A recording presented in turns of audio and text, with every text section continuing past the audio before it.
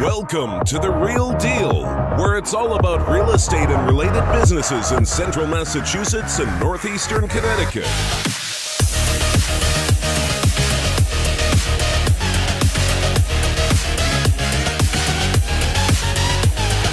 And now, your host, Anthony Chabot of Chabot and Associates.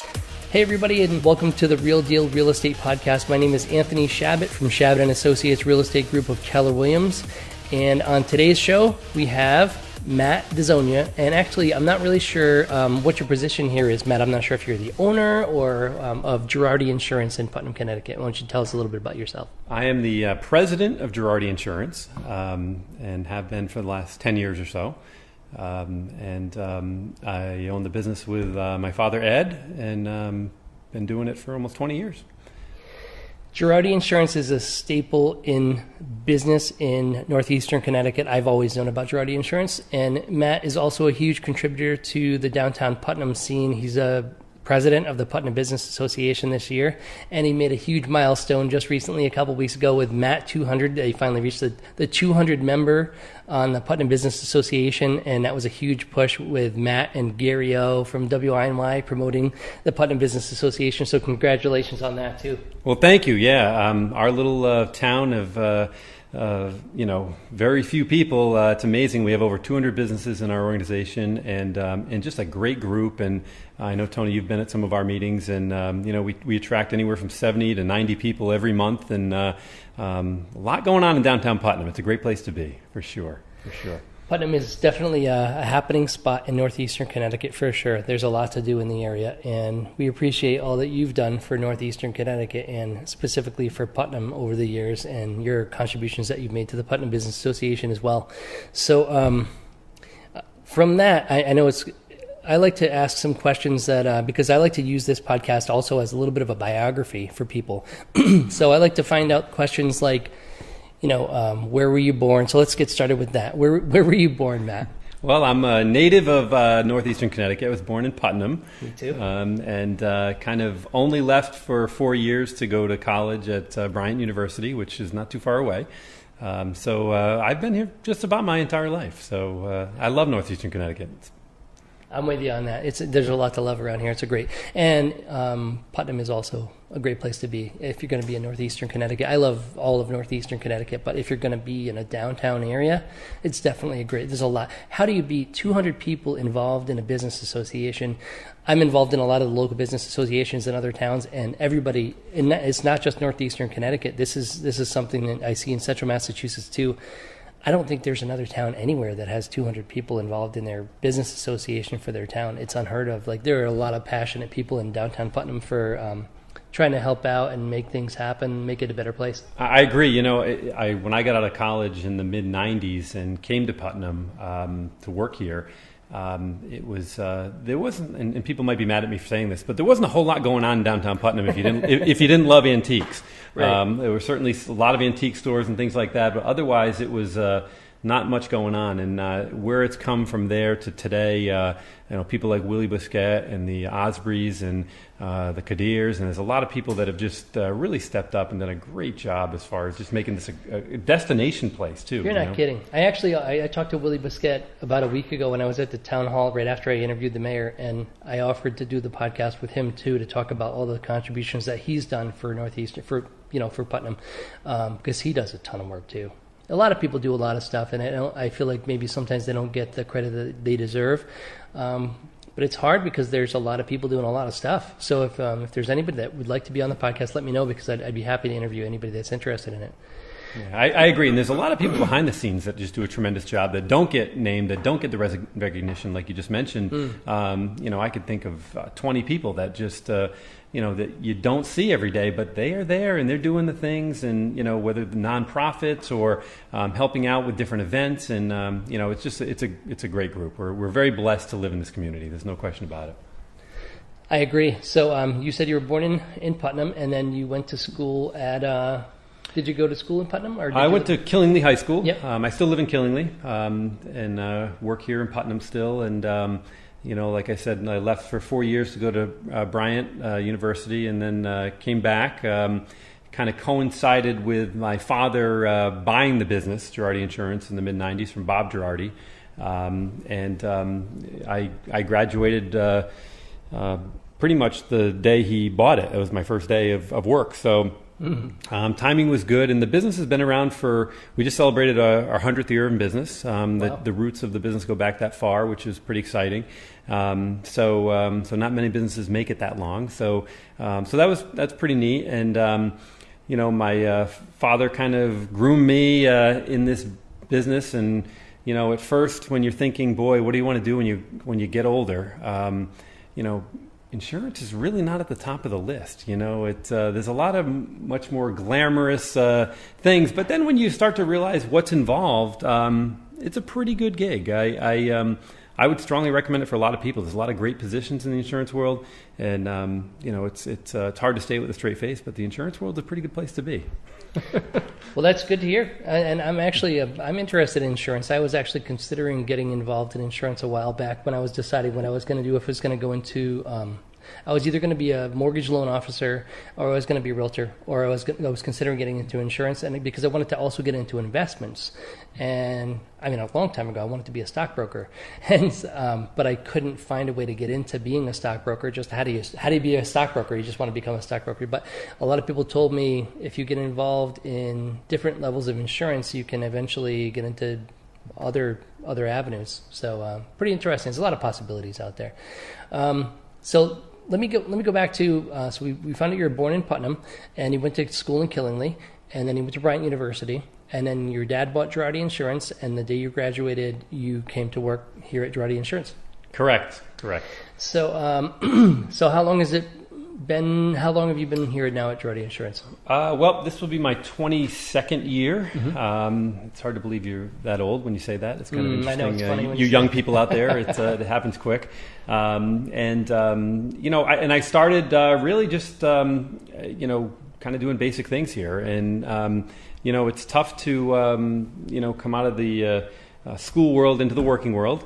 It was quite an adjustment, and quite frankly, the first couple of years, it was a struggle. You try to figure out what's what, and looking back, it was the greatest thing I could have done. I met so many great people. You get involved with so many really great things.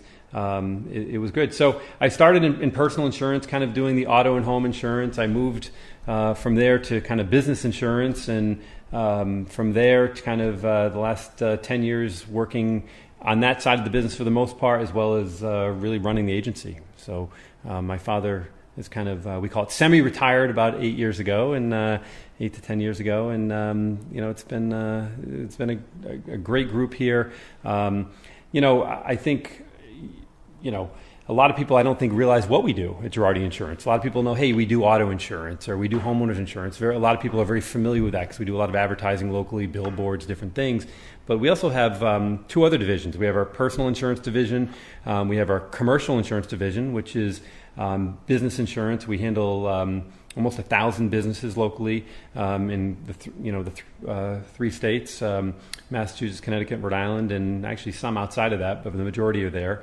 We handle workers' comp and liability and property insurance, umbrella, all kinds of stuff. And we also have a third division, which is what we call our financial services division, which is employee benefits and life insurance and medical insurance and that type of thing too. So, I realized a long time ago you can't be all things to all people, but you can have one-stop shopping. We have very few people in Gerardi that cross over different segments of the business, and only because there's so much to know in each one. There's law changes all the time, product changes. We work with every day. We probably work with close to 50 carriers, different insurance providers. They change their guidelines, they change their rules. Different states have different things you got to follow. So it's really difficult for someone to handle 1 minute the health insurance, and then the next minute to handle their auto insurance, and the next minute to handle their workers' comp insurance. That it's like I said a long time ago, we figured out you can't do it all. Mm-hmm. At least you can't do it all well. So so we have people who specialize in these areas, and we found that works really, really well. So very often we get involved with an account, and you may have a team of folks that are dedicated to you if you own a business, or even if personally that are going to kind of help you and guide you along with the process. So it's definitely a team approach here. It's kind of we've set it up that way just because, like I said, no one person can handle it all. So how many employees do you have here at Gerardi Insurance in Putnam? You have other locations, or is it just this Putnam location? Well, we do. We have one in Killingley on Main Street in Danielson, and then also right, I've seen the sign. in Route 12 in Plainfield as well. Okay. So we've got 3 locations. And when I started in the mid-'90s, I think we had 8 or 9 employees, and now we're up to, I think, 31. So, wow. So we've grown pretty good, and, kind of a good, steady growth, which has worked out well. And I think, we've got some really great people that I'm just so proud of, quite frankly, that do a really good job every day, helping people out and the whole time. I mean, unfortunately, many times we're dealing with people when they're not at their best. They've had a car accident, or they've had a fire, or they've had something bad happen, and that's when we're dealing with them. And I think our folks do a really good job of helping them out and being friendly and giving the right advice and the whole thing. So it's just something I'm very proud of. So and I think I look at it. Let's face it, this day and age, you can buy insurance just about anywhere. I mean, you could buy it at Walmart. You could buy it at, certainly online, or wherever you go, you turn around, there's someone soliciting insurance, mostly probably auto insurance, but a lot of different types of insurance. But I'll tell you what, there's really no... I am just very bullish about the fact of how we do things here, and how we can kind of compete with anybody on anything as far as insurance. There's very few things that we don't get involved in. One way or another, we'll be able to handle it. Whether it comes to auto insurance, like I said, I mean, you've got the some of the Geicos of the world, or the kind of direct writers or online providers that what are they going to bring to the table that we're not? Well, not much, because from a pricing standpoint, I can tell you 9 out of 10 times we're going to be more competitive than them, or we're going to be close. I'll be honest, I actually have compared the two, and you were less, actually. But the worst part about the whole thing was, because I bounced around with insurance companies my whole life, all over the place. And the interesting thing was, I think I was with you guys at one point, and I apologize about this situation because I feel terrible being on the podcast about it. But so I called Geico, or they sent me something in the mail, and I tried calling them up, and I got a quote from them, and they said they could save me money, but then it turned out that they couldn't save me money, and then I had to call you guys back and get my old insurance back because it was going to be more than what you guys used to charge me. Right. So, and I've moved around with insurance companies in northeastern Connecticut over the years, but you guys have always been good to me, and I appreciate that. And what you just said is absolutely true. Geico will threaten to steal business, but when it comes right down to it, actually, you guys had a better price. Well, and it's a different, look, and Geico's, there's nothing wrong with Geico. They do a very good job, but I think we can provide it with you get a local person who's going to care what they're going to, is going to happen. We have to see you in the grocery stores. We have to see you on the streets. So we want to make sure you get the right coverage if something happens. And also, make sure you're getting the right price. I mean, insurance is a different animal. Many people look at it and go, well, if I go through you, it's going to cost more. That there's a markup there. Well, it's not true. Well, yeah, at the end of the day, somebody has to handle the policy. They have to pay either a call center or someone, or or developers of softwares to deal with customers. I mean, somebody's got to handle the policy, which is so it's kind of a misconception. We actually deal with some insurance carriers. I won't name them at the moment, but that they have a huge online presence, and their online programs are the same exact coverages, the whole thing, and they actually cost more because of the small commission that we get paid to handle a policy is much different than the expenses they incur on the advertising and different things through the whole thing. So it's a different animal than maybe your normal maybe product that you'd buy in the grocery store or something that gets the markup. So in any event, we can kind of compete with just about anybody. I think at the end of the day, you're going to get the right advice from us when it comes to any kind of coverage, and because we treat it like it's our own. Like if this is my house, how would I want to insure it? And you're going to get that advice from us. You're going to hear that. Hey, look, if I own this house, this is how I would do it. Or I own this business, this is how I would. These are the things I'd want to be thinking about. So can we go over actually the different types of insurance that you guys have here? Sure. Just run through the whole list of everything. Sure. Well, we obviously got the auto insurance. We have the homeowners insurance. Basically anything on the personal level that you would want to insure.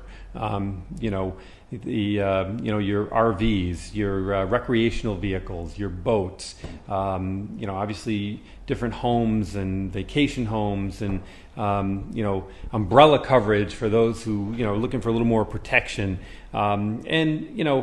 personal articles such as jewelry and different things. So we've got all of that on the personal side. And on the business side, as I mentioned, workers' comp and property and liability, and worrying about employee practices. If you're going to get sued for discrimination claims, or making a mistake on in the course of your business, errors and omissions, or there's a lot of coverages on the commercial side that we could probably go on for 10 minutes here. I don't want to kill you here. Yeah, it sounds like you offer just about every type of insurance there is available. We do. And then on the benefit side is, the medical insurance. We do a lot of self-funded programs on that side.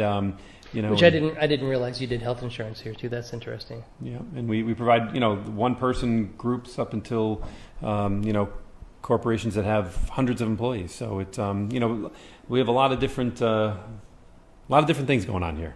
So you do renters insurance for people that are renting apartments, and what about somebody that's renting retail space or office space? You cover that also? For sure, absolutely. So if somebody wants to get renters insurance, they can call you up and get a quote. Who would they just call the main number and then refer you to whoever? Correct. Yeah, we give you someone, or you could go to our website. Mm-hmm. You can get quotes right on our website, real time.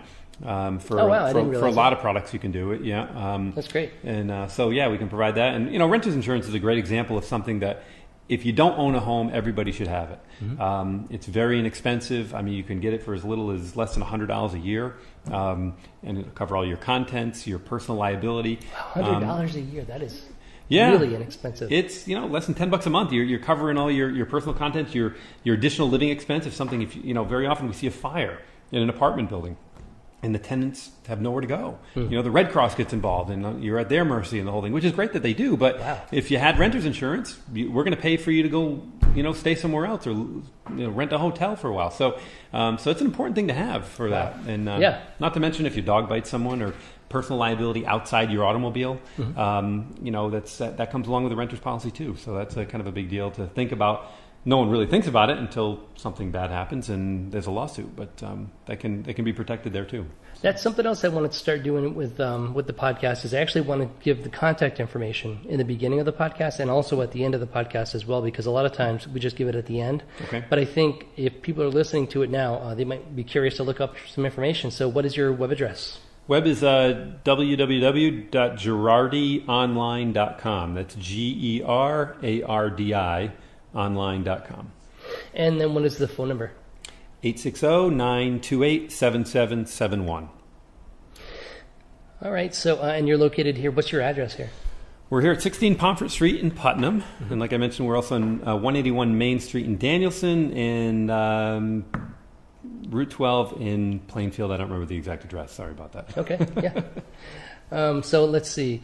So we've been over the different types of insurance that you have available. We found out that you can order it online. You can actually even get a quote online, which is pretty surprising, because I didn't think that a small local business would have that feature, but that's a pretty cool feature. Found out renters insurance can be as low as $100 a month. So there's $100 a year. Yeah. So there's really no reason why everybody that rents wouldn't have renters insurance at $100 a year, because that's a no-brainer. So that's great.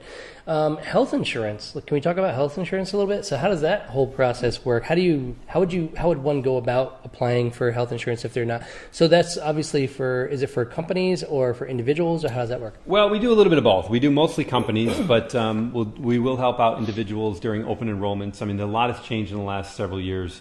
with Obamacare being introduced and Right. the rules around that and how that works, and there's open enrollment times. And quite frankly, it's not my expertise, so I would probably refer you to somebody in our office. We have a great group of professionals that handle that. But yeah, you could buy individual health insurance, group health insurance. We've got a lot of different group plans, dental, disability coverage, life insurance. Life insurance is one of those things that is totally undersold, I think. I mean, that's another thing where you'd go, wow, that's really inexpensive. For me to buy a policy for even $1 million for life insurance for a young individual, that can be very, very inexpensive. And no one wants to buy it until they think they need it, or they get older, and then it does cost a bit more. But as a young person, that's the time to buy life insurance, because you can get just a really tremendous rate, and it makes a lot of sense. So, but yeah, I mean, there's a lot of and at some point you got to kind of look at your risks and say, well, I could buy insurance for just about anything. I mean, what do I really need? And I think that's what the biggest thing we can bring to the table. I mean, I'm a big proponent of risk management, not in buying insurance, quite frankly. I do everything I can, especially on our commercial risks and even personal insurance, of kind of guiding people through, hey, listen, insurance is available, but it's not for everything. I look at higher deductibles. People have a homeowner's policy. Many people have a $500 deductible. Well, if you're going to have a major thing happen to your house, as long as you can afford that deductible at the time of the claim, why not have a much higher deductible? You get a much lower premium up front, and at the end of the day, you're not going to put a claim in unless it's very catastrophic. So those are things you got to think about. That leads me into one of the questions that we were kind of talking about before we started recording, where I was trying to figure out some of the other questions that I was going to ask you. But what do you have some sort of a personal recommendation for the deductible, for the house insurance or for the car insurance, and how much of a difference does that make in your monthly? It can drastically change. The pricing of these policies has changed quite a bit over the years. I mean, back in the mid-'90s, I'm getting kind of old here. I could tell you very quickly what the difference would be if if someone came to me and said, I'm 20 years old, I've got this kind of car, about what it's going to cost, or I have this house, it's valued about here. What's it going to cost for homeowners insurance? I could get it pretty close, Yeah. Nowadays, there's these kind of huge rating mechanisms that the insurance companies use. They factor in credit. They factor in, the type of work you do, how far you commute, your lifestyle. There's hundreds of different pricing points that come into play that it's impossible. You could have two neighbors that live across the street from each other, have the same car, have the same size house, and they could be paying thousands different, quite frankly. And so it's really hard. It's really hard. But to answer your question, I think everybody should have a higher deductible. Whatever deductible you think you can afford if you have something happen. But at the end of the day, look, insurance is not like.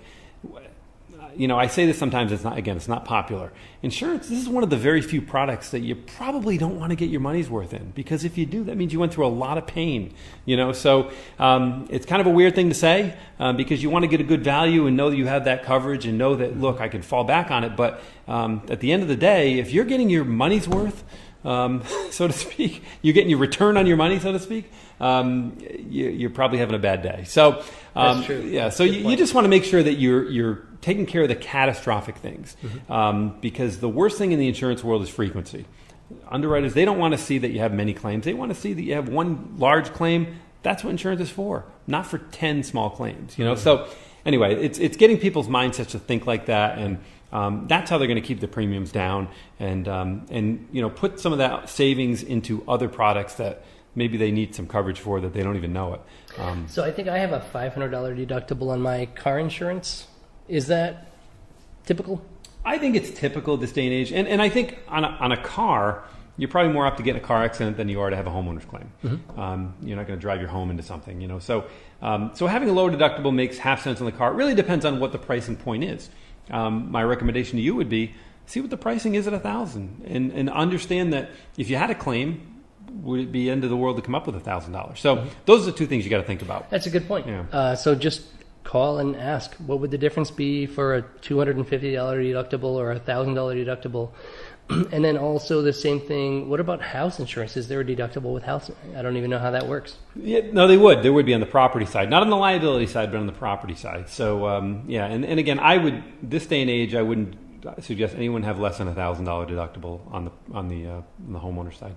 I think that, I'm seeing more and more deductibles that are going to $2,500 or $5,000. I mean, just keeping your costs down is really important. And again, you still have the protection. You're just going to come out of pocket with a little bit more money if something happens. And again, you hope nothing ever happens, but you want to make sure that you're not going to be financially ruined. And the difference between a $500 and $1,000 deductible or a $2,500 deductible probably is not going to ruin most people from a financial standpoint. But if you don't have the right coverage and you don't have you have a major claim that happens that's not covered for whatever reason, perhaps you don't have flood insurance, and because there's very few exclusions on a homeowner's policy, but you have to know many of them exclude earthquake or exclude flood. Maybe if you buy your policy online, you don't know that. So that's something it's important to understand that, and then you could be financially ruined. The $500 or $1,000 is probably not going to ruin somebody. So. All right, so I always like to try to take the stance on this podcast that we're talking to a kid that doesn't really understand a lot of things and how things work. And sometimes I fall into that category because I don't know a lot of things about a lot of things out there. So, for example, on your car insurance, what would be the difference between, when you're looking at your policy to understand the different parts of it, comprehensive insurance versus collision? What's the definition of comprehensive insurance? Okay, well, so I would think of comprehensive insurance, I would think of as anything that happens to your vehicle when it's standing still for the most part, except perhaps hitting an animal. That's considered comprehensive. Okay. And then collision's kind of everything else. So many people on some older vehicles will keep comprehensive because it covers the vehicle, for vandalism, for if it gets stolen, if they hit a deer, if there's a glass claim or something. I have hit some deers in my day, unfortunately. There you go. Up in northeastern Connecticut, we have a lot of deer, so that's a good idea. And then collision is everything else, which would protect the car in the event you run off the road or there's a hit and run. For the most part, those are the two big differences there. And one of the things many people miss on their car insurance is rental reimbursement. Many people say, well, I have another vehicle I could have.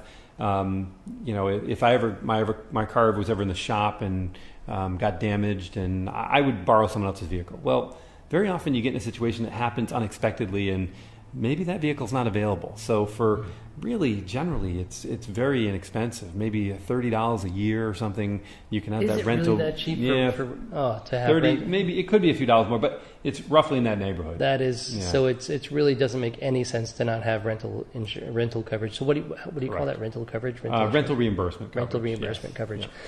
Because there were some times last year when my car broke down and I had to get a rental vehicle, and it was so astronomical. The pricing was crazy, and if I would have known that, I really wish I could go back and change it now. And many policies come with a little bit, like they'll come with $20 a day to pay for rental. But as you probably found out, you can't rent any car nowadays for $20 a day. It's a minimum of $40 or more to rent a car. Yeah, I think I was seeing like $45 a day or something like that. So it's reasonable, So I think I would be getting. I think I rented a car for 2 weeks, and it worked out to be like $1,200, and it happened like 2 or 3 times, and in a period of a year, because my car would break down, have to bring the car to the dealership to get it fixed because it was out of warranty. It would cost me, over $1,000 to get the car repaired, and then I would get the rental bill, and it'd be like $1,200. So that was crazy. So there's no excuse to not have rental reimbursement. No, you definitely want to, and keep in mind, it's not going to cover if your car just breaks down, but it will cover if your car has a claim, has an accident, or is damaged. It's not just a mechanical breakdown. Oh, I see what you're saying. You can get towing coverage on your auto policy, which will pay even if it breaks down, but rental will only respond if Oh, of course. If Yeah, you have that an makes accident. sense. Yeah, not just the mechanical breakdown. But Newbie to insurance. no, that's something, okay. right? That's okay. And one of the other things that it's a good idea to think about on your auto insurance while we're talking about it is really two things: your liability insurance. Number one, that's the coverage for bodily injury or property damage that you may cause if you have an accident. If you rear end somebody or hit somebody, that's the amount of coverage you pay out. Now in Connecticut, $50,000 is the minimum. Actually $25.50, so $25,000 per person, $50,000 per accident. So that doesn't go a whole long way if somebody is really injured. And what happens from there? Then they could garnish wages. There's a lot of things that can happen. So people need to protect themselves. And usually, unless you have a horrible driving record or you're a very young driver, the difference to buy a little more coverage is not much. And the second part of that is uninsured motorist coverage, a big coverage that you want to think about, where if someone hits you and doesn't have insurance or not enough insurance, you can protect you and the people in your vehicle to be able to kind of reimburse them for their medical expenses and different things that are caused if the other person does not have enough coverage. So that's an interesting question. Do most policies come with that already? Because I wouldn't even think about that. They do, but many, like for instance, if you just call up a random provider, we won't pick on anybody. We might have talked about them earlier. That very often they're going to give you the state minimum, the $25,000, the $50,000, and I've seen many accidents where our customers are involved with a situation where the other party's at fault. They might have that other provider, and unfortunately, they don't have enough coverage to take care of, number one, the vehicle that they've damaged, or our people themselves if they're injured. So it enables you to go back to your own policy to protect yourself from someone else being, we'll call it irresponsible and not buying enough coverage. That's also, you lead me into another question actually when I was just recently looking at my insurance policy. The what do they call it? Is it gap insurance basically? Sure. So that's another option. So it was comprehensive, collision, and then there was payoff or some gap? Loan or lease coverage or gap coverage, yeah. And, as we know, financing has become easier and easier in recent years, and we see car loans now go 6-7 years. So very often, if you total your vehicle early on in that situation or even later, you may owe more than what the vehicle's actually worth. We see that quite a bit. And what this will do, if you have this gap coverage or what we call loan or lease coverage, because you may also have a lease, where you may have a lot of charges and things like that come about because you got to turn the lease in early. We will take care of that in the claim in addition to. So we'll pay off your car and also pay off your loan is what would happen. So it'd be great if you could just not have collision, but just have the gap insurance. That'd be perfect. That is true. That doesn't work that way, right? You gotta have the collision, have the gap. That's correct. All right, cool. Just wanted to double check on that one because that'd be great. All right, so let's see. We've covered quite a bit of ground, and you said that there are people here. If you call in and you ask for health insurance or whatever type of insurance you're interested in, people can call here and they'll be directed to a specialist in that area, and they'll be able to get a quote over the phone right away. And can you do all types of quotes online, or is that just certain types? Do you know about that? Yeah, just the personal insurance, the auto insurance and homeowners insurance right now are the only ones available online to real time to get a quote. And even with that, you can do that, and it's great. But what I would recommend you do is then follow up with us, or we can follow up with you to tweak it a little. Because just because you got a quote, like I mentioned, if you don't deal with it all the time, you're not going to know the small things that can make a major difference in your premiums and your coverage. You may find, for $10 more a year, you could make a huge difference in certain areas that would be a big deal if you had a claim. The rental's a good example, or the loan or lease coverage, or on even homeowners insurance. We've got. I don't want to get too far into it, but there's coverages for all risk, meaning we're going to cover just about anything that happens except flood and earthquake, versus a named peril, which is only certain things that would cover, which you see a lot of homeowners carriers provide. So, and again, it's usually small tweaks that can make a huge difference in your coverage. So I always, look, the new generation, so to speak, the millennials, we're seeing all them, and we want to provide the way that and do things the way they want to do business, which is apps and which is the website and the chat lines and different things like that.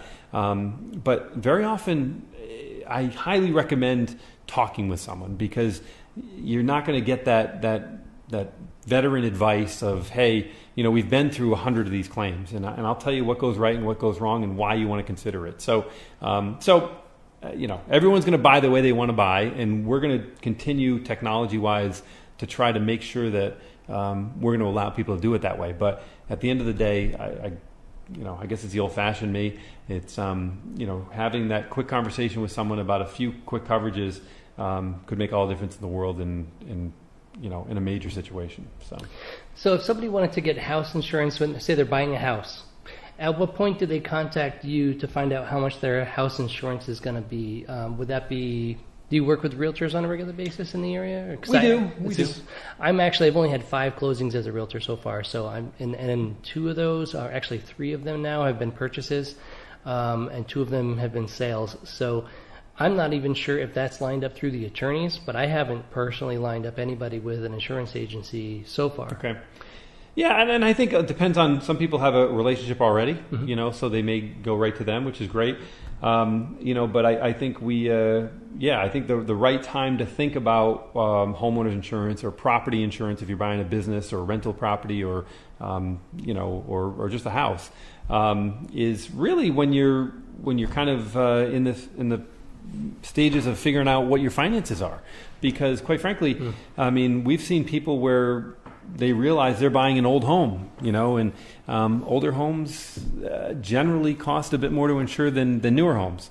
So you may want to find out up front, is my homeowner's premium going to be $1,000, or is my homeowner's premium going to be $3,000? So that could jump into a budget for somebody. So I would recommend as early as possible. There was a recent sale with a multifamily that my client called around and was getting prices for homeowners insurance, and she was surprised that it was a little bit on the high side. And I think I'm not sure what the reason why it was higher than she was expecting. But then there were the lead paperwork requirement and stuff like that, because she's going to be renting out the other side. So there were some technical details that had to be worked out. She ended up fine and everything was okay, but she was concerned because at first the prices seemed to be a little bit higher than what she was expecting, and she was surprised. She had to call around in a few different places. I don't remember the places that she called around, but I'm sure you were probably in the running for that. Well, I wouldn't be surprised if you got her business, but I didn't get into that. It's on the client side of her decision. I think she talks about it with the attorney, and that's how. So she says, I lined up my insurance with with this company. She gives the numbers to the attorney. The attorneys run through all the numbers of the homeowner's insurance and the taxes, and then they tell them what their payment's going to be, basically right down to the penny. Correct. And so I worked with local real estate attorneys in the area, but I didn't know if you worked with local real estate attorneys, or if they refer the clients to you, or if you work with them, or how that works. Well, and we do. We have a relationship with a lot of attorneys locally, and mortgage people and real estate people and bankers, just because it does become, especially on some of these programs, the insurance does play a big part of it, the premium for the insurance and what they can afford. Your monthly payment. Your taxes and your insurance are a huge part of your monthly payment. It's true. And one of the things we can bring to the table is we work with just about almost all the major players of insurance carriers out there.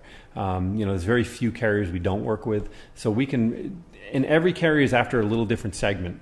So we can usually find, the price that's going to be the best for somebody, just because we have a big selection of carriers. Like I mentioned, we work with almost 50 carriers on a regular basis.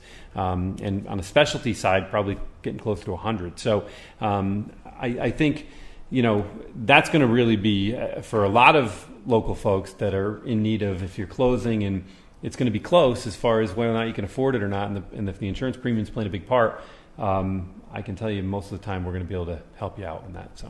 So you can actually help them shop around with different companies that provide the insurance with different prices. So it's not like they're just going to call Gerardi Insurance and they're going to get the Gerardi Insurance price. The Gerardi Insurance is going to help them find a good price if they're shopping around for pricing. Correct. Yeah, we work with Progressive and Allstate and Nationwide, all the major carriers that you see, Travelers, the Hartford. And then we work with a lot of mutual companies, local companies. New London County Mutual is one. They're right down here in Norwich. And Vermont Mutual or Union Mutual, or carriers that you may have never heard of.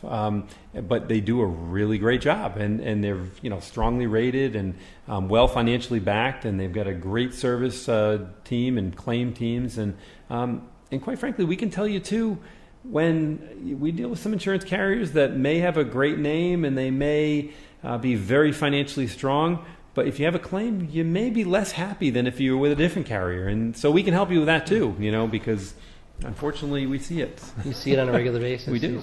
You're familiar with people that are running into problems with certain companies. Right. Sounds like. Right. I'm trying to think of some other questions that I have for you, but I think you've answered most of them. I would like to also tell people that are listening to the podcast that if you hypothetically just called up Progressive Insurance directly and got insurance with Progressive or some other company, you can actually have Gerardi still manage your insurance process, or how do you work? How does that work? It depends on the carrier. Allstate's a good example. They will work. Yeah, that would happen exactly like you just described. Other carriers, they have different distribution channels. Like Progressive is a good example. They'll work with us. They'll also, if you want to go direct or online, if you want to call them direct, they'll do that too. Now the pricing tracks are slightly different. In many cases, it would be less if you go through us. So you get the local service and the better price, and it just may make some sense, for a lot of people. So, but yeah, there's a lot of misconceptions out there with insurance, and what's the best way to have it and the whole thing. Well, like I said, that's the thing we can bring to the table. We take a lot of pride in making sure we're connecting you with the right carrier, and providing that local advice and providing the the service when something happens. I just recently had a customer have a major fire, and I think they were pretty happy to have me involved, versus just, I don't know who I'm going to call. I don't know who I'm going to have all these adjusters assigned to help me out, and what should I do? And unfortunately, I've been involved with a lot of total losses the last several years, and I've got good experience. I've seen the rights and wrongs and what you should do and what you should think about, and get you ready for that process, because that's an excellent point. Yeah. Because if you just call up Progressive and you have insurance, or if you just call up some other company, and who's going to go to bat for you at that company? They don't know who you are. They could be, they could have an office, basically a call center in Texas or whatever, but they're not from northeastern Connecticut. They're not going to actually remember your face when you give them a call, and they're not going to be there helping you through the whole process in person, answering your questions. And it's just going to be, you might get shifted around to 5 different people in the process. But this, if you work with Gerardi, that's a great reason. That's a pretty convincing argument right there.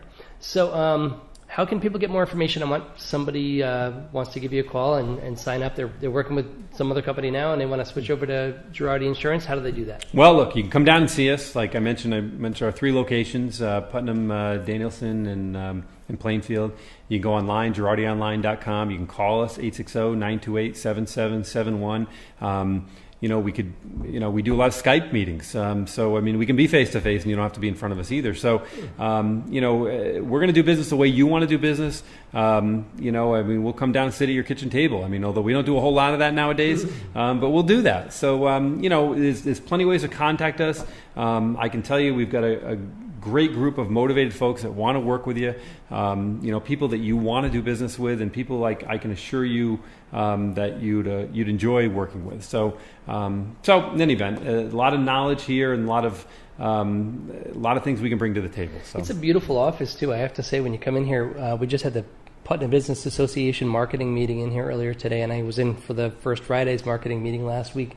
And this is a great conference room that you guys have in here. This building is very, very nice. It's a great asset to downtown Putnam. There's no other building in Putnam that looks like this one, I don't think. Oh boy, well, that's a good thing. That's pretty nice. It's pretty nice. You guys, and I love the screens over here. I wanted to talk to you about displaying some stuff that one of the next meetings, get the drone videos we could put on there. Or something like that. Absolutely, yeah.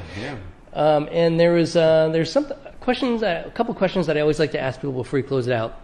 And I told you about this one ahead of time. If you could go back and tell yourself a piece of advice, 30 years ago, or if there's something that you would have done differently when you first got started in the business, do you have any advice for somebody that's just getting started in the business? Well, early on insurances can be overwhelming, and any industry can be overwhelming. And I think, you got to kind of find your way and decide, experience a few things before you make a decision what you really want to do. But you got to get your feet wet. But I think the best advice that I ever had, and it really came from my father, was if you're going to decide to do something, be the best at it, or strive to be the best at it, because otherwise, what are you doing? If you're going to devote your life to working in an industry or in a segment, be the best you can be, and strive to be the best. And I think if people take that advice and they're gonna get somewhere in life, and they're gonna be fulfilled in what they're doing, and really enjoy what they're doing. So that's really the best advice I ever got. I think is just be the best you can be, and work as hard as you can on that. So. Great advice. So I think that wraps it up here for us with Matt Desaulnier of Gerardi Insurance.